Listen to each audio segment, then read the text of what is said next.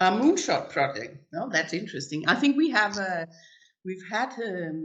work with, just before the corona started, we worked with one moonshot project, and that's climate change, and how we and this partnership we got established between the industry and the public sector of how we could solve these challenges about reaching the 70%.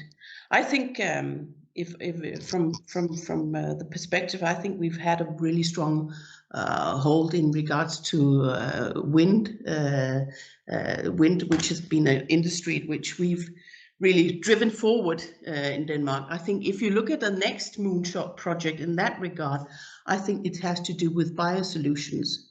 And what do I mean by that?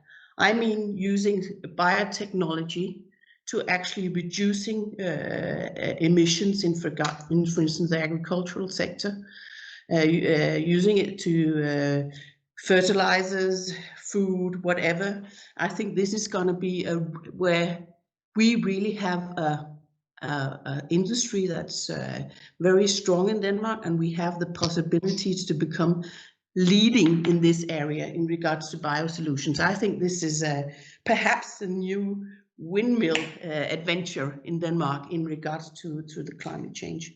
I also think that in regards to the whole life science sector, we have really a stronghold in Denmark, and which we have possibilities of creating moonshot projects. I think if you look at the past 5 to 10 years, how much the life science sector in Denmark has increased, it's incredible.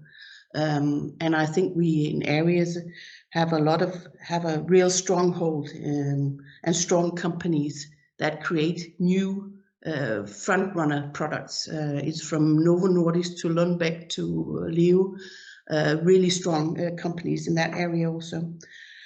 And then if you look at the digitalization, I think that we also have possibilities there. We've in Denmark, as I started off by saying, created a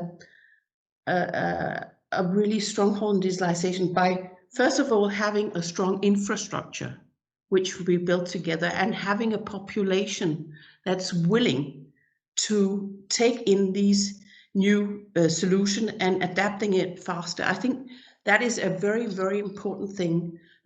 Also, if we want to keep as a forerunner in digitalization. So if I should sum up, biosolutions in regards to the whole climate change, we still have the stronghold in wind, which we should of course continue, but the next generation is going to be biosolutions. And then I think the whole life science sector, which is also, I think, going to really move on. And then the whole digitalization and this private-public partnership we've had in that regards is a real stronghold.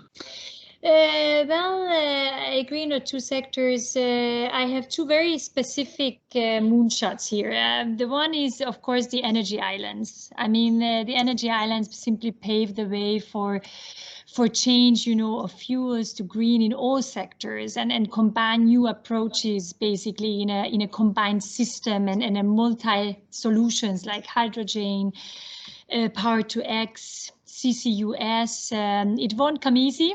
It's going to be expensive, but the potential is really enormous. And here I think the moonshot is to combine sectors.